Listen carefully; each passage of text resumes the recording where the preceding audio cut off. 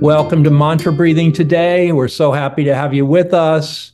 And Sandra Ray is going to speak to us today about using Babaji as your guide. So let's see what she has to say, and I'm sure she'll have something really meaningful.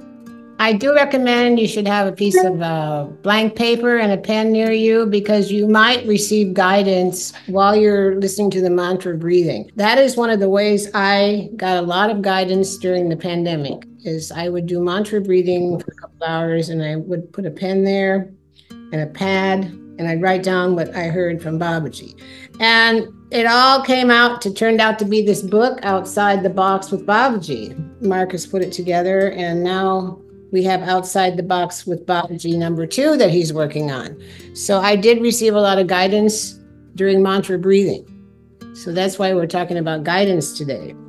And for those of you that are new, if you are with us, you are automatically in the lineage of Babaji. Now, we are in the lineage of Babaji, Jesus, and Amaji, and those are what we call the Dream Team, the Divine Mother, Babaji, and Jesus. And Babaji has been my master for 7 lifetimes, and he can be yours if you open up to that, okay?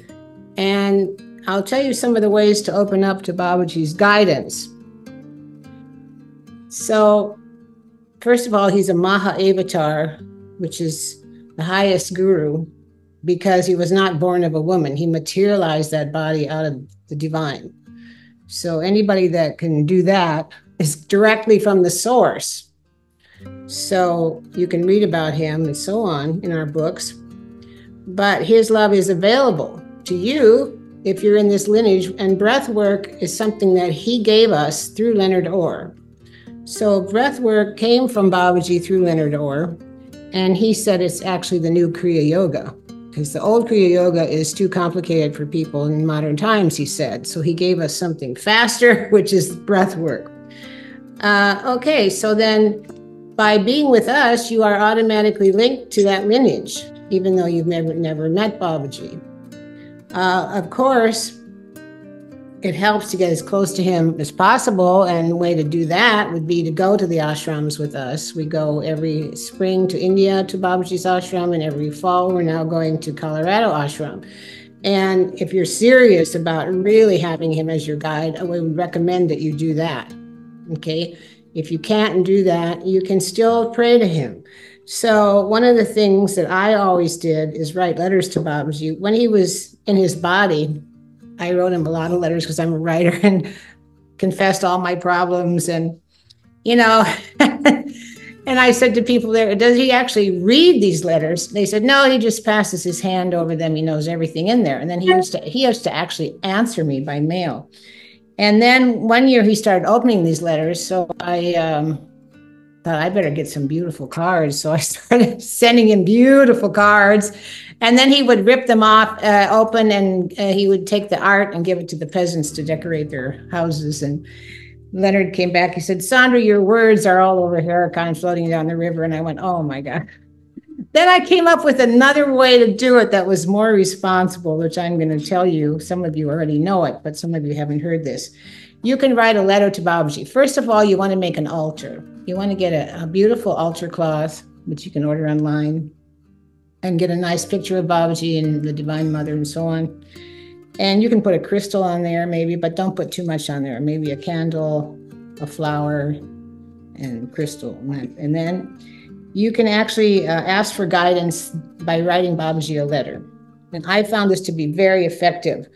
So this is like a 5-point letter. Number 1, you write, you only work on one issue at a time that you want guidance on. You don't ask for all your issues. It's too complicated. You work on one issue that you need guidance on, okay? So you say, this is number 1 on the letter, Dear Babaji, this is my problem, and you state it in one sentence. I need guidance about X. I have this problem, okay? Number 2, then you take responsibility for creating this problem. You say, these are the negative thoughts I had that created this situation. And you list them. And you can figure that out easy. Just say a negative thought I had that created this situation was, and then you write it down.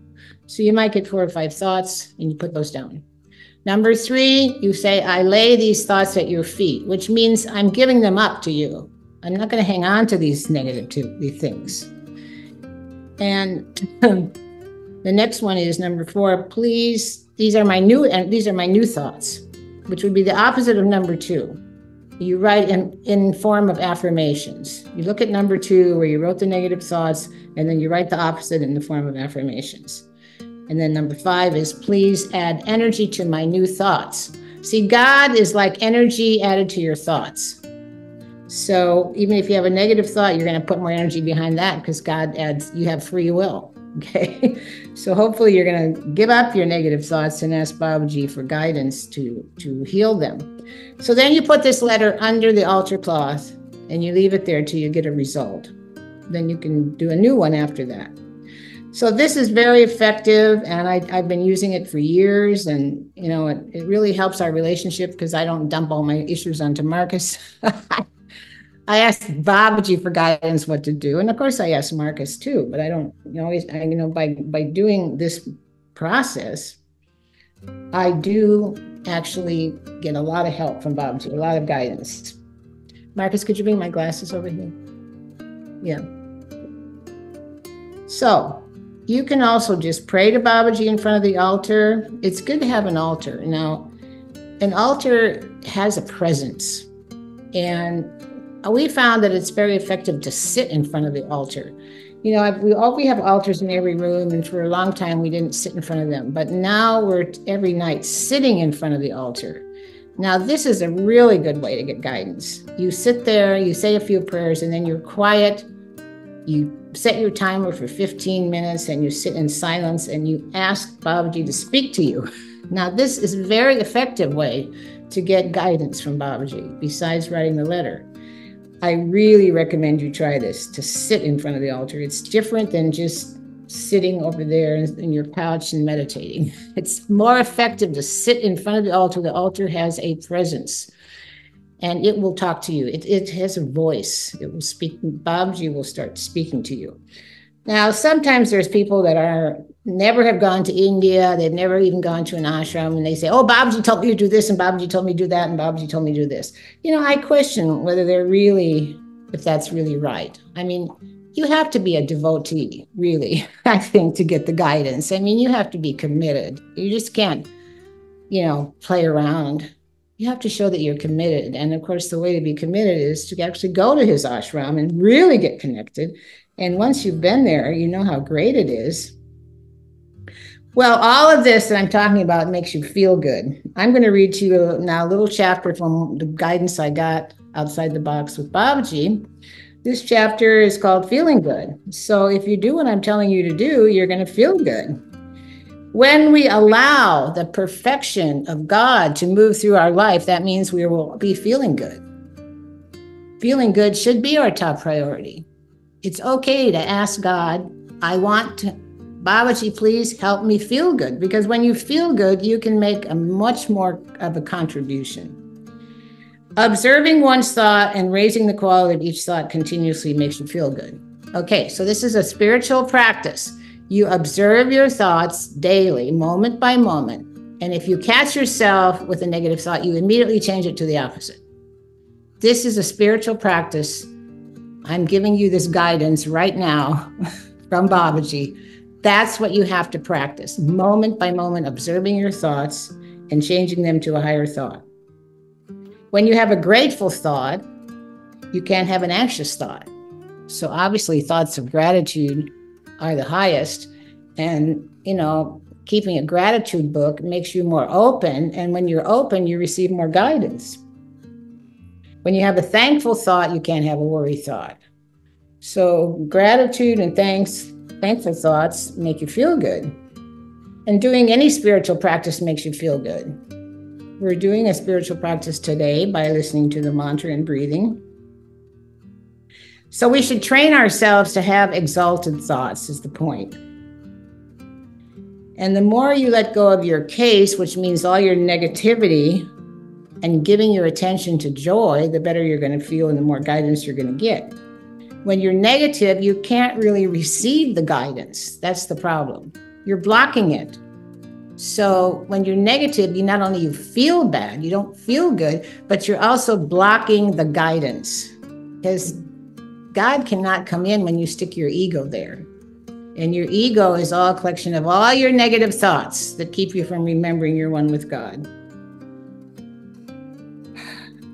So we want to align with the thoughts of Jesus and the thoughts of Babaji and the Divine Mother. So we want to think like God, and there's a technique when you're not feeling good, start thinking about God instead right away. Start thinking about Babaji. Open a spiritual book and read it. So I'm willing to feel good all the time, and I'm willing to hear the guidance. That's the thought we want to have today.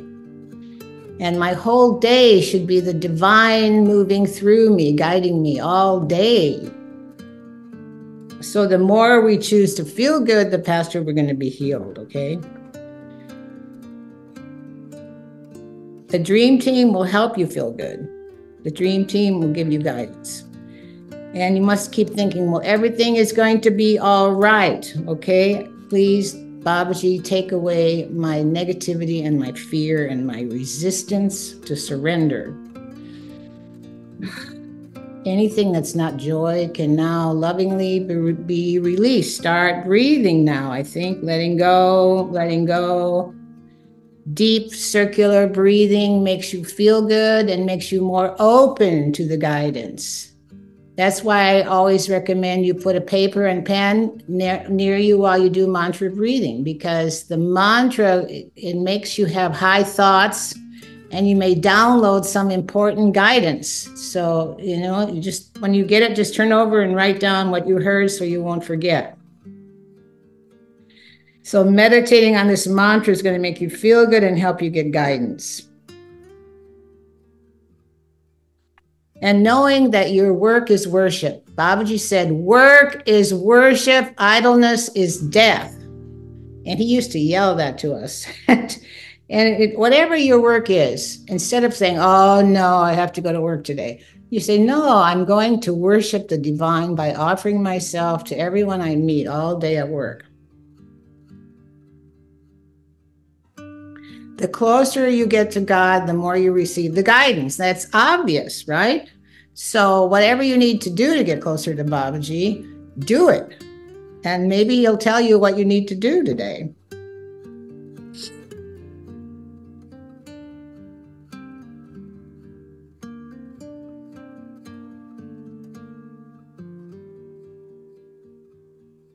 We have to be willing to feel God's grace and God's love. I am open to feeling your perfect love, your perfect peace. I feel the love of God within me now. Please guide me. Start to breathing now.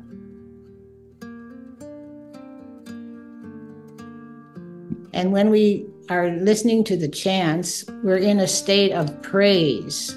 Chants that we're playing are from a group in England that are Babaji devotees, and it's a family, and the music is so beautiful, and you don't even have to know what the words mean in English. It's all praise to Babaji and God, all of it, and the Divine Mother.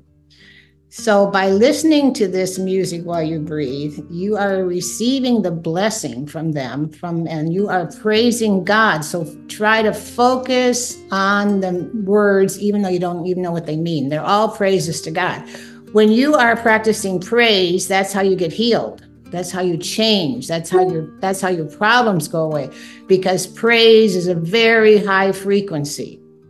And when you're maybe you think it's too long, but what's 1 hour of praise when it gives you everything and all the guidance you need and all the healing that you need? So just be grateful that you have this hour to devote, and I acknowledge you all for coming. And please know we love you, and you can write to me anytime. WhatsApp, if you have a problem, let me know.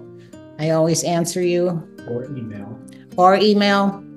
All right, so let's ask Babaji to give us the guidance we need on whatever subject you ask for today. Nothing is too hard for Babaji.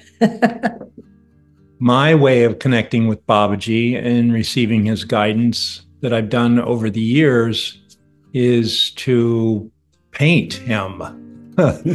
So I realize you all may not be able to do that, but you can at least have a picture of Babaji.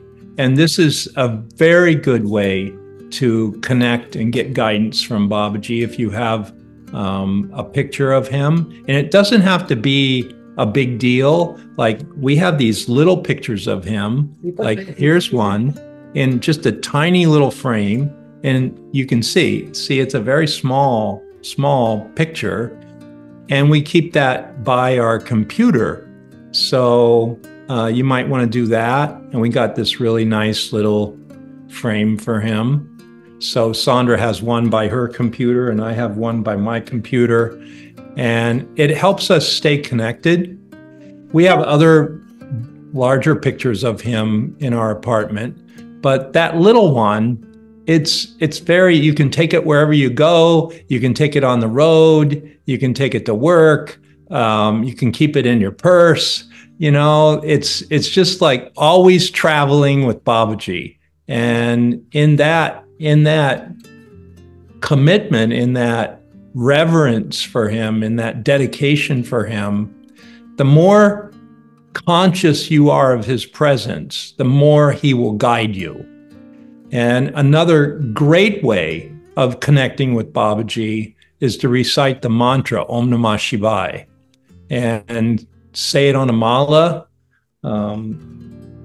I've shown you how to do that before, but this is a mala and it's 108 beads.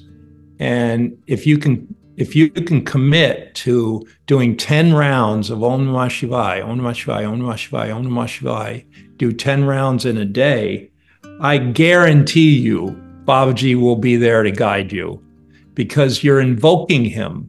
It's like you're getting his attention and he's paying attention to you when you're saying those mantras. So that's another really fine way to make a deeper contact with Babaji and receive his guidance. So we encourage you to do that. And yeah. Okay, so I think we're ready to start the mantras now. Thank you.